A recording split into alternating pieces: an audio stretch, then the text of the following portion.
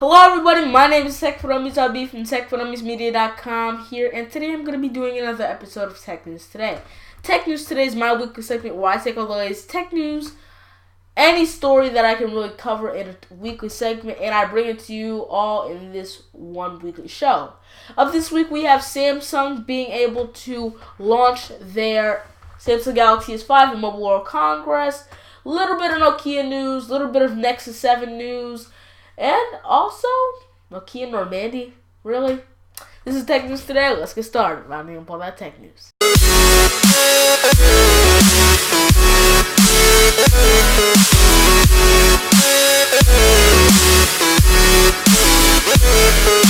Our first topic for today is the Samsung Galaxy S5. The Samsung Galaxy S5 is going to be Samsung's new successor to the Samsung Galaxy S4. Some specs of the Samsung Galaxy S4 are the 5-inch display, the 1080p display, Super AMOLED HD, a 13 megapixel camera on it. You guys also have a 2 gigahertz, right about 1.9 gigahertz quad-core Snapdragon S4 CPU. You're also going to have 3 gigs of RAM on this bad boy, 16 gigabytes of onboard storage, or you can get it at 64 gigabytes as well, and Android 4.3 at the time. So as you can see, Samsung pretty spec'd out this device, but what happens when the Galaxy S5 comes out?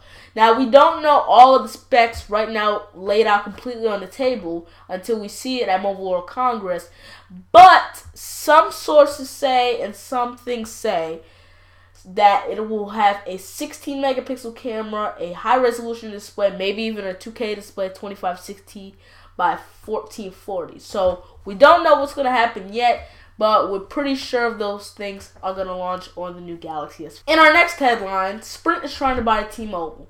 Now, I really don't know the reason why Sprint will try to really buy T-Mobile. T-Mobile is one of the 4 major carriers right now nationwide in the United States. Now, the top most leading carrier is Verizon, with the best service ever. They suck a bit, but they're the best service ever. Next is my carrier, at&t. Then you have Sprint in 3rd place and T-Mobile in 4th place. That's basically how everybody uses it. So, more people use Verizon than at&t. More people use at&t than Sprint. More people use Sprint than T-Mobile. So, it's really, really weird how Sprint wants to team up with T-Mobile and buy them out for $2.1 billion, over $2.1 billion, and make a partnership with them. Because normally Sprint and T-Mobile were competitors for 3rd place under at&t on the national service carrier. Now, this team-up was not really known. It wasn't really expected to happen, but Sprint, they really don't know what they're doing. So, basically, they make the decisions they can. In our next headline, we have the Google Nexus 7 2013 edition, if you don't already know. That is going to be coming to Verizon and at&t. It's already on T-Mobile right now for $0 down, so if you want to go pick that up, you can put $0 down and pay for it monthly. It's going to cost about $349 on Verizon. If you don't get a agreement with it or a payment plan, it's going to cost $380 if you don't get a payment plan right now on T-Mobile. And at&t's pricing is still unheard of. But we are heard this not supposed to come in Sprint. Wow. Normally all tablets come in Sprint. Also, like the iPad, this Galaxy Tab 3. But this time, I guess this one didn't make it. So, sorry Sprint, you left out of the Nexus one. And our last headline of the day, Nokia is to launch Normandy. Now, Normandy is their new operating system, basically, code for Android. So, Android is one of the most best OSs ever. I use it for my Galaxy Tab over here that I'm reading my notes off of. Basically, I love Android, period. So, Android is supposed to be making its way over to Nokia devices. Nokia normally doesn't work with people at Google on Android to install their ROMs and install their softwares.